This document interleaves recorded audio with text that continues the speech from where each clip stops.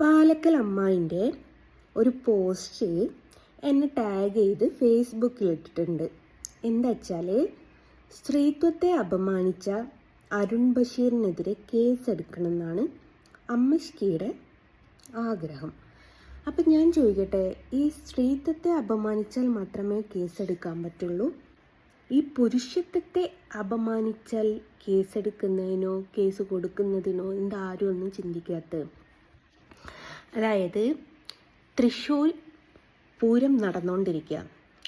ആ പൂരം നടത്തുന്ന ഒരു പൂരവെടിയുണ്ട്. അപ്പോൾ ആ ചേച്ചി അരുണിനെ കുറിച്ച് ഇങ്ങനെയാണ് ഒരു വീഡിയോ ചെയ്തിട്ടത്. അവൻ്റെ എന്തെന്നാ അപ്പം പറയണ്ടെന്ന് എനിക്കറിയില്ല. എന്തായാലും അവൻ്റെ ഇതിന് ഉറപ്പുണ്ടെങ്കിൽ അങ്ങനെ ചെയ്യ് ഇങ്ങനെ എന്ന് പറഞ്ഞിട്ട് ഒരു പുരുഷനോട് തൻ്റെ ഇതിന് ഉറപ്പുണ്ടോ എന്ന് ചോദിക്കുന്ന ഒരു സ്ത്രീ, അതിനൊന്നുമില്ലേ? ഒരു പുരുഷനാണോ നീ എന്ന് ചോദിക്കുന്ന ഒരു സ്ത്രീ, പുരുഷനാണെങ്കിൽ പുരുഷൻ്റെ ഇതിന് ഉറപ്പുണ്ടാവൂലേ? നിൻ്റെ അതിന് ഉറപ്പുണ്ടോ എന്ന് ചോദിക്കുന്നൊരു സ്ത്രീ. അപ്പോൾ ഒരു പുരുഷൻ മറുപടി എന്താ പറയുക?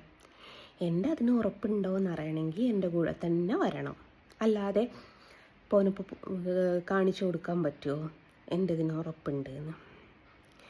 അപ്പോൾ അത് പറഞ്ഞതിൽ ഒരു കുഴപ്പമില്ല. ഒരു സ്ത്രീ കിടന്ന് ഒരു പുരുഷൻ്റെ ഇതിന് ഉറപ്പുണ്ടോ എന്ന് ചോദിക്കുന്നതിൽ ഒരു തെറ്റും ഈ അമ്മായി കാണുന്നില്ല. ഒരു പുരുഷനോട് ചോദിക്കാവുന്ന വാക്കായിട്ടായിരിക്കും മേ ബി ആ അമ്മായിക്ക് തോന്നുന്നത്. കാരണം അമ്മായി 2-3 കെട്ടിയിട്ട് 2-3 ആൾക്കാർ കൂടെ കഴിഞ്ഞതുകൊണ്ട് അമ്മായിക്ക് അതൊരു വിഷയമുള്ളൊരു കേസല്ല. പക്ഷെ ഒരു പുരുഷനെ സംബന്ധിച്ച് അത് ഏതൊരുത്തനായിക്കോട്ടെ, അവൻ്റെ പുരുഷത്വത്തെ ചോദ്യം ചെയ്താൽ അവനതിന് പ്രതികരിക്കും. അതേപോലെ തന്നെയാണ് അരുണും പ്രതികരിച്ചത്. അരുണിൻ്റെ പേര് പറഞ്ഞുകൊണ്ട്, എടാ നിൻ്റെ ഇതിന് ഉറപ്പുണ്ടെങ്കിൽ കാണിച്ചു താടാ എന്ന് പറയുന്ന ഒരു സ്ത്രീ പബ്ലിക്കായിട്ട്. അപ്പം അതിനുള്ള മറുപടി അവൻ കൊടുത്തപ്പം എന്തുകൊണ്ട് ഈ അമ്മായിക്ക് സ്ത്രീത്വത്തെ അപമാനിച്ചതിന് മാത്രം കേസ് കൊടുക്കാനുള്ള ഒരു വകുപ്പും നോക്കുന്നു? പുരുഷൻ എന്ന് പറയുന്നത് എവിടെയും സ്വാതന്ത്ര്യം കിട്ടാത്തൊരു വ്യക്തിയാണോ? അപ്പോൾ ഇവൻ്റെ പുരുഷത്വത്തെ അപമാനിച്ചതിന് ആർക്കൊന്നല്ല, ഈ അമ്മായിക്കൊരു വിഷയമില്ല അമ്മായിയെ. ഏതായാലും അവർ തമ്മിൽ തീർത്തു. ഇതിൻ്റെ ഈ ഇടക്ക് കിടന്ന് അടിയുണ്ടാക്കി ചോര കുടിക്കുന്ന ചെന്നായയായിട്ട് നിൽക്കുന്ന ഈ അമ്മായിക്ക് എൻ്റെ വക ഒരു ഗിഫ്റ്റ് ഉണ്ട്. ആ ഗിഫ്റ്റ് കൊടുക്കാമെന്നുള്ളത് ഇന്നാണ് എനിക്ക് മനസ്സിലായത്.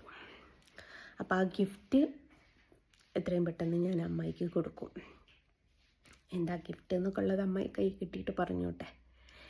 ഏതായാലും വല്ലാത്തൊരമ്മായിയാ, 40-45 വയസ്സായിക്ക്. എന്നിട്ടും അമ്മായിക്ക് സെക്ഷലി ഫ്രസ്ട്രേഷൻ തീർന്നിട്ടില്ല. ഞാൻ 2 കെട്ടിയതാണോ ഇത്ര വലിയ തെറ്റ് എന്ന് ചോദിക്കുന്ന അമ്മായിനോട്, ഭർത്താവ് മരണപ്പെട്ടു പോവുകയോ ഭർത്താവ് ഉപേക്ഷിക്കുകയോ ചെയ്തൊരു സ്ത്രീയാണെങ്കിൽ അവൾ 2ാമത് വിവാഹം കഴിക്കുന്നതിന് ഒരു വിരോധവുമില്ല. സമൂഹം അംഗീകരിച്ച് അനുഗ്രഹിച്ച് വിടുന്നൊരു സംഭവമാണ് ഇത്. ഭർത്താവ് നിലനിൽക്കെ, 2 മക്കൾ നിലനിൽക്കെ, ഭർത്താവ് ഗൾഫിൽ നിലനിൽക്കെ, ഭർത്താവ് അറിയാതെ ഒളിച്ചോടി രജിസ്റ്റർ മാരേജ് ചെയ്ത് അത് ഫേസ്ബുക്ക് കൂടി ഇട്ട് അത് ഭർത്താവ് അറിഞ്ഞ് പ്രതികരിക്കേണ്ടി വന്ന ഒരു ഭർത്താവ് ഉണ്ടാവക്ക്. അപ്പോൾ അത് തെറ്റാന്നേ നമ്മൾ പറഞ്ഞിട്ടുള്ളൂ.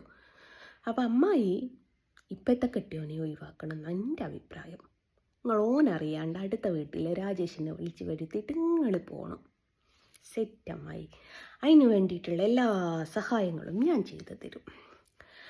അപ്പോൾ അമ്മായിനോട്, സ്ത്രീക്ക് മാത്രമല്ല നാണവും മനവുള്ള പുരുഷനും നാണവും മനവും ഉണ്ട് എന്നുള്ളത് അമ്മായിനോട് ഞാനായിട്ട് പറയാം.